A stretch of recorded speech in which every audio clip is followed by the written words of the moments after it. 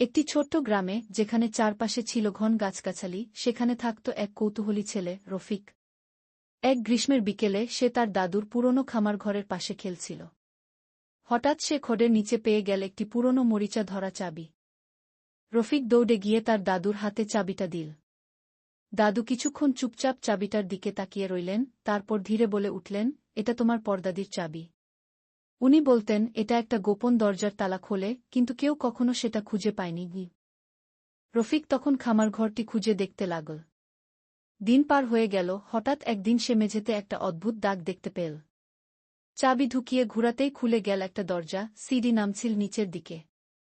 নিচে ছিল ধুলো ঢাকা এক ঘর, অনেক পুরনো বই, ঝলমলে পাথর, আর একটা চিঠি, লেখা যে এই চাবি পাবে তার জন্য।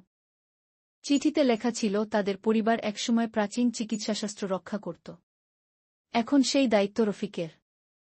সেদিন থেকে রফিক আর শুধুই একটা ছেলে ছিল না, সে ছিল চাবির রক্ষক।